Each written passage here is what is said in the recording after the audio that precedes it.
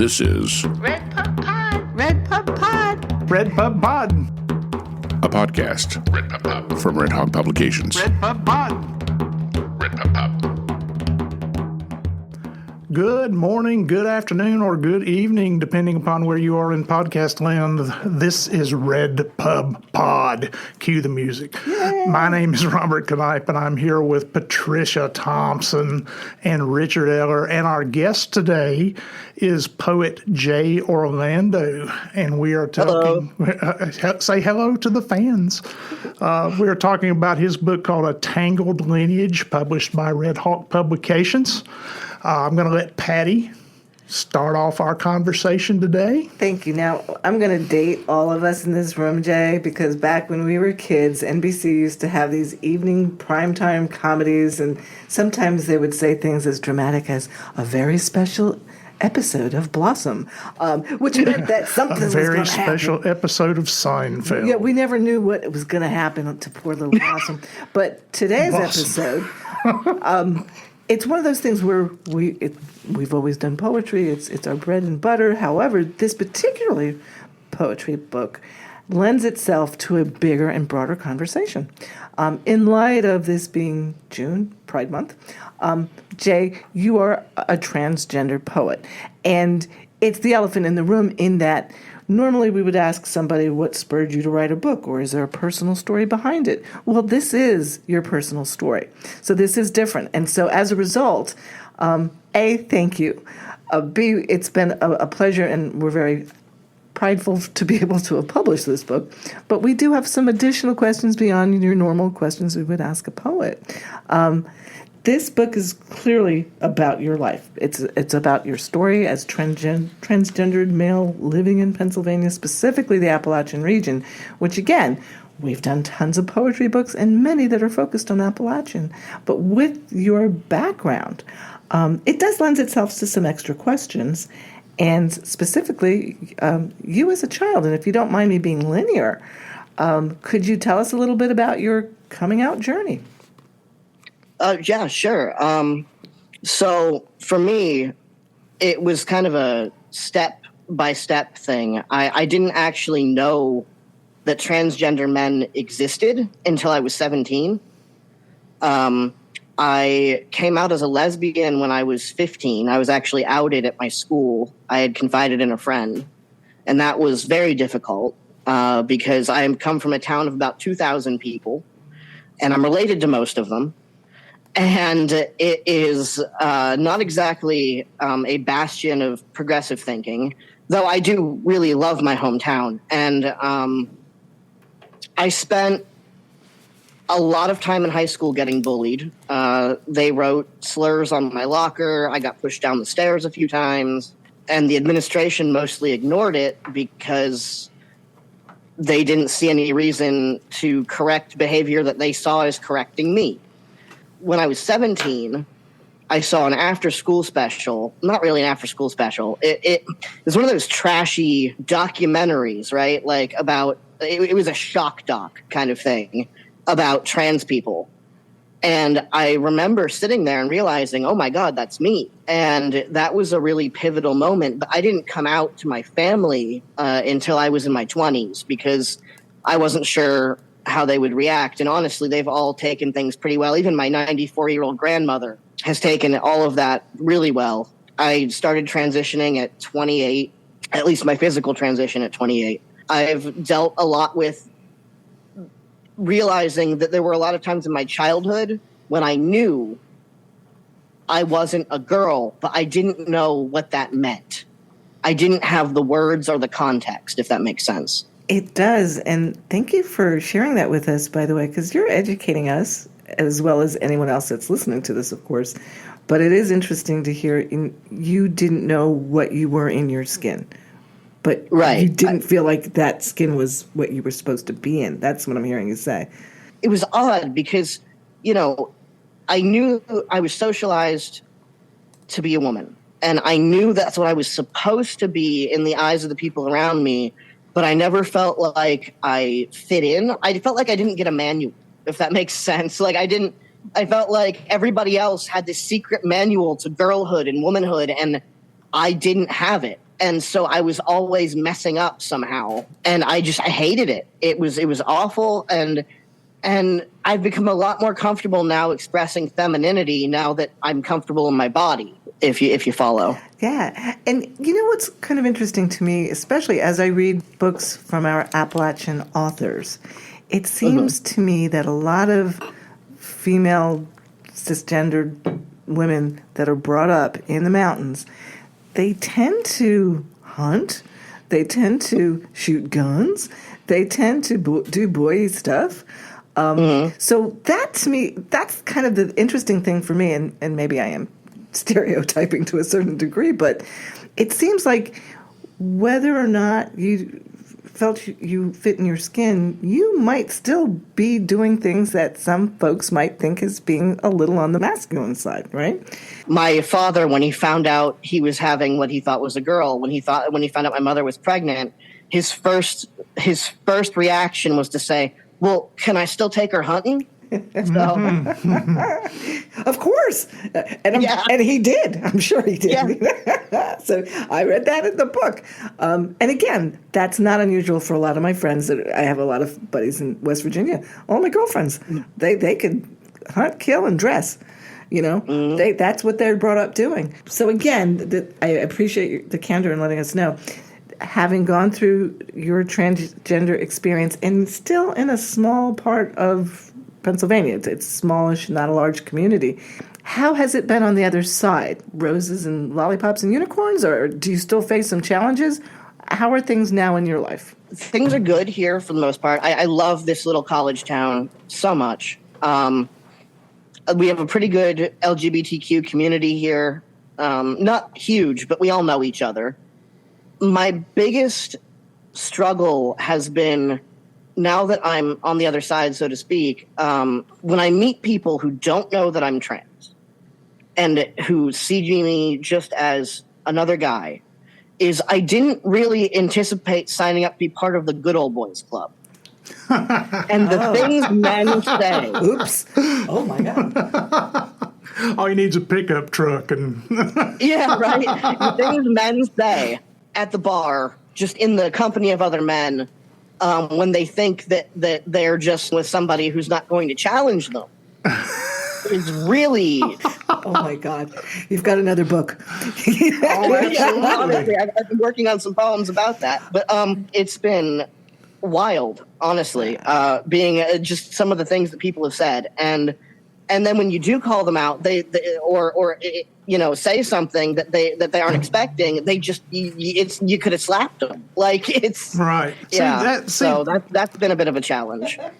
That's what's very representational in this book, is the fact that you have an added perspective that I think shines through in this book. You mentioned earlier that you love your hometown, and that comes through in this book. Not only do you love and respect your hometown, you love and respect your raising. Even though there would be many who would have disdain for the country kind of life and the hunting. And I think it's interesting that you tell us that, in a bar, everyone considering you to be male, let's tell a dirty misogynistic joke, and then you get to call them out, because you've seen from both perspectives of how that hurts. I wanted to commend you on the fact that this is a very positive book, and I commend you on the fact that you really do respect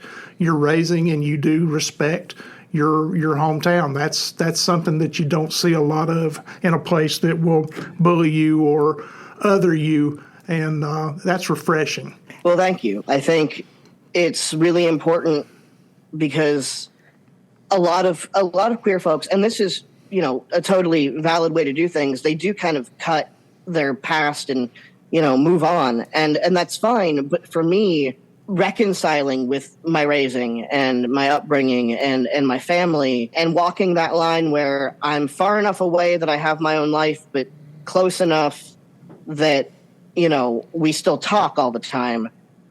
It's been a very careful line to walk, but I'm not a city kind of person, and I respect that a lot of people are, but I get claustrophobic. I get There's just too much going on in cities for me. So I kind of had to reconcile in a way. Wow. You know what? That's interesting that you should say that. A lot of young gay people are typically told, it gets better, move out of this small town, go to the big city. Mm-hmm. And you were like, nah, that's not me. My small town's going to have to work for me. I'm not leaving my town. And I have to totally give you props for that, because that says a lot. And by the way, I know more than one or two instances when people left that small town to go to the big city to come out. It has not been a good experience. It's not their upbringing. It's not their upbringing. No, it's and I think the LGBTQ community, we carry so much generational trauma and personal trauma from the experiences that society puts us through that I think, there's just a lot of work that needs to be done. Yeah. And and it's admirable that you hang around to do it. When you stay in our small communities, you make us better because you're teaching us about yourselves. I find it to be welcoming, but that's my nature, to welcome people. That's right, which is one of the reasons why you should go to redhawkpublications.com right now. Drop what you're doing, put us on pause, we won't mind, and pick up a copy of A Tangled Lineage by Jay Orlando. It really is, in my opinion, one of the most important books that we've published. You listen to Jay and you realize he didn't know what was going on. He didn't understand himself, and that's why the books help. I do have a question in terms of, now that you've published your first book, how has been the reception? Specifically friends, family? Have you found some new fans? Reception. Okay. The best thing that's happened so far is I was at a reading in Johnstown, PA. I do every other month. I go to Johnstown with an open mic group that I help out with. I'm not like one of the people who runs it, but when one of them can't make it, I'm like the substitute.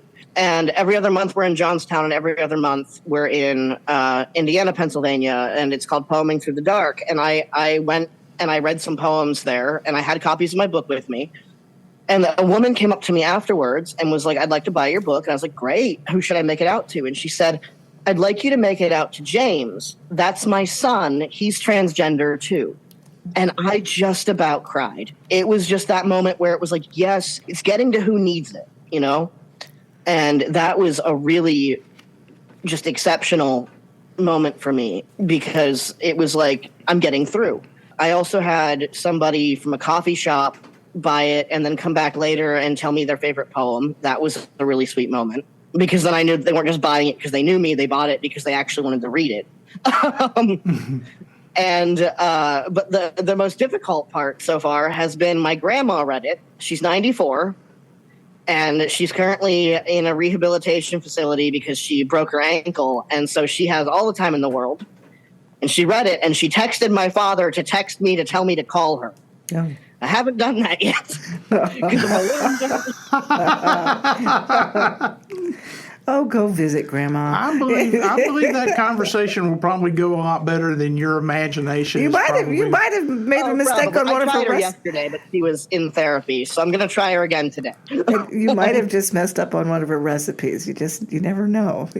The oldest person in my family married and all was my my wife's 99-year-old grandmother, who used to sit, she's passed now, but she used to sit at her table in her house, and she would ask me questions. She would go like, Robert, I got to ask you something about these trans people. I want to understand. And my wife would go like, Grandma, we don't really. And I go like, no, wait a minute. She wants to understand. Right. Sometimes you find that in people of that generation, that they're not like one of these people that goes like, nope, not going to do it, not going to talk about it. They want to know. Yeah, that's a good point. My grandmother has been, on one hand, extremely supportive of me, and I have a gay cousin, and we both, like, she's been very supportive of both of us. On the other hand, she still thinks that if you play a rock record backwards, you'll hear satanic messages. So, like, Sometimes when you play a rock record forward, you'll hear satanic messages. She made a comment about my father recently that she hoped he wasn't out listening to that rock music. And I said, Grandma, Oh, wow. he's 60 and twice widowed. I think he's allowed to listen to rock music if he wants. Oh my God, that's so funny. Out there listening to that devil's music. If you don't mind, Jay, you probably have heard us tell you this before, but how your manuscript ended up with us. Our good friend Tim Peeler is good friends with Patrick Pizarro, and Patrick Pizarro introduced us to you. And it was through that I received your manuscript. And Patrick, who's, again, good friend of Red Hawk, he mentioned your transitioning journey and your being in his class. He felt the book, the collection of poetry was getting to the point where it was getting ready to publish. I asked for a manuscript to look at, and the very first poem I read, of course, was Lineage. And I'm going to ask you to read that, by the way. But just to point out that when I read that, it was like being hit by a bowling ball in the tummy. It was very, very powerful. I usually use beta readers, so I gave it to one or two other poets that we use as beta readers. One of them, Hilda Downer, who's from Appalachia, App State, as a matter of fact. She read it, and she's like, if there's any way for you guys to do this book, you need to. This is a powerful voice. And Tony Robles, another poet living in the mountains, he was another one. He said, damn, that first poem. So you hit us with your best shot up front. And would you mind maybe reading that for our listeners? Not at all. Let me just get to the right page here. Lineage.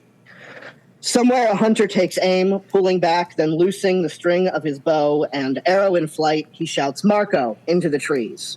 Somewhere a young girl tells his father, I'm a boy, while his mother cries over porcelain doll faces, white as her chemo-stretched skin, and his father doesn't say anything except to tell the child no.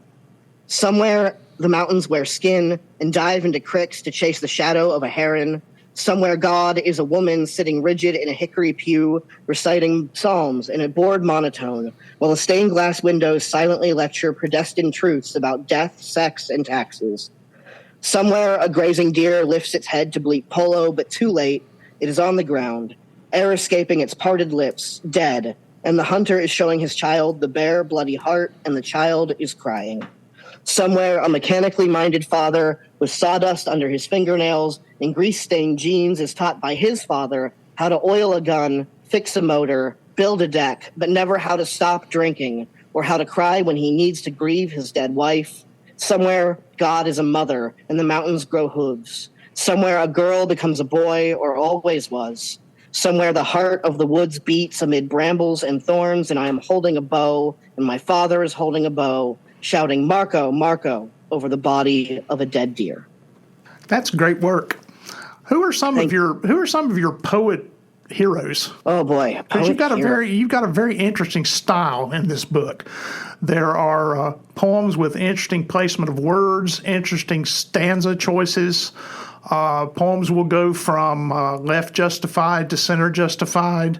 I'm just wondering, is there anybody in particular that you followed a style, or is there, have you combined the styles of some of these? Because, we stand on the shoulders of the people who came before us. So who are some of your favorites or that people that you like? I know in your acknowledgments, Ginsberg's in there.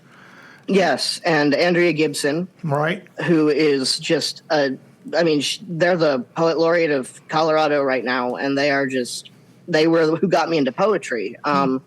I read their book, The Madness Vase, when I was, probably 19, and that blew the doors off for me. I'm also a really big fan of Stacey Waite, who has a book called Butch Geography that was gifted to me by a professor of mine, and that was a really influential book for me. It has a lot of dialogue about gender in it as well.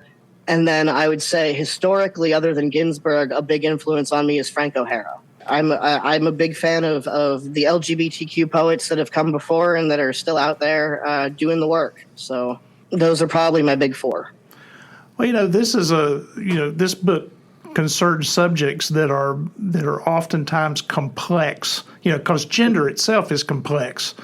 And those of us who are older, those of us who are, cisgendered, we oftentimes have a hard time. I just noticed that when you were talking about the poet laureate of Colorado, you very easily used the they and them, whereas folks my age, we stumble over that stuff and we misidentify. Is the community kind of forgiving of old people like us? I would say so. I think it's one of those things where people sometimes, I personally, I can't speak for everybody, but I personally am pretty chill with older folks. I'm someone who, I consider myself an educator when it comes to LGBTQ issues. I know sometimes people get frustrated with older folks, and I guess my message would be, if somebody ever snaps like, those aren't my pronouns or something like that, it's not at you usually. It's because it's the 18th time today they've had to hear that. It's the straw that broke the camel's back more often than not. If somebody snaps at someone for messing up pronouns or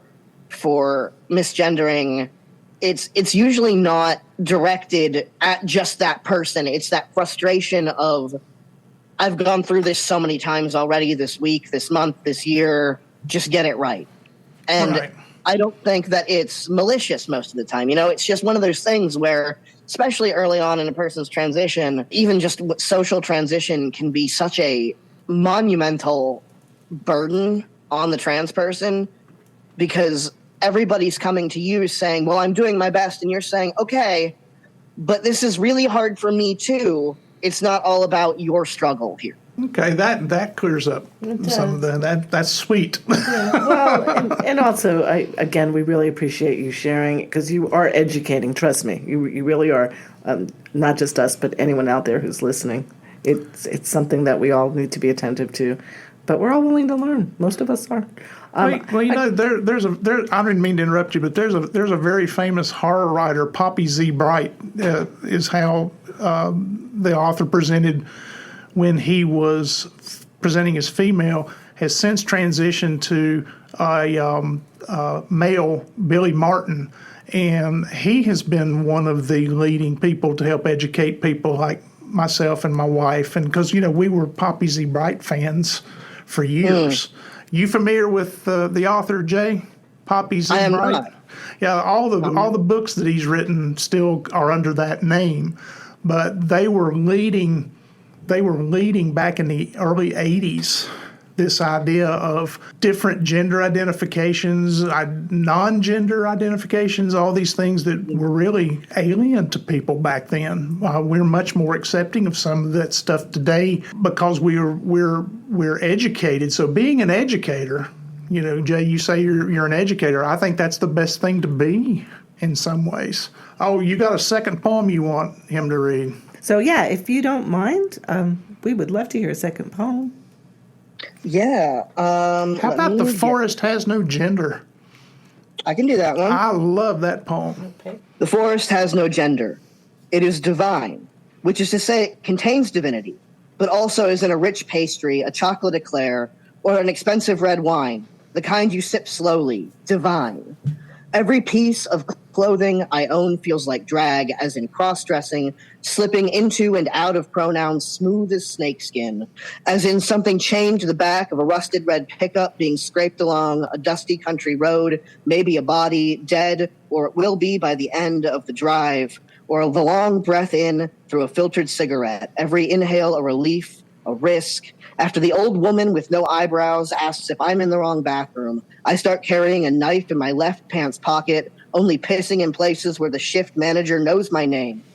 But the forest is devoid of straight lines, twisting trees echoing my spine, curving streams like hands, tracing my body in the half dark of not quite dawn. It doesn't have to pretend that it's not an ecosystem. That's brilliant. That's just a great poem. And again, please visit redhawkpublications.com online to pick up a copy of A Tangled Lineage by Jay Orlando. We will appreciate it, and so will Jay. And you will even get an education in the meantime. If you don't mind me asking a little bit about Patrick, your former professor. How helpful and influential has he been in terms of supporting your work? Oh, he's been honestly probably my biggest champion. Honestly, we lost touch a little bit after undergrad. I was in the middle of a bunch of moves and trying to find stable housing and getting married and all this. We got back in touch probably a year or so ago. We got back in touch, and I don't even remember how we got back in touch now that I'm thinking about it. But we just reconnected and we started getting coffee and just talking about poetry. And he has so many great stories and so many just amazing experiences that he's had, and his writing too is hugely influential on me. I've read his book that you guys published probably a dozen times. We get coffee probably twice a month. We get dinner with him and his wife. My wife and I do. He is a poetry champion. He keeps saying that one of these days he's really going to retire, but I don't know. I hope not. I have to tell you a funny story about that. I spoke with him the other day because he's on our short list for editors, and he told me, he's like, my wife is telling me I need to retire, but I don't know if that's going to happen. You know what? If this is what he's enjoying in retirement, I say he should do it. Sorry, Risa. Yeah, we just got coffee the other day, and he told me a very similar story. Yeah. I'm trying to remember the name. He's got one poem that just floors me every time, and it's got a line in it, a man never knows what he'll do if someone places a gun in his hands. I just think, is it Violence? Is that the name of the poem? I think it might be. Brilliant poem. It's in Fog at the Manassas Battlefield. So, Again, available at redhawkpublications.com. Well, I'll tell you what. He's a fan of ours. We are a fan of yours.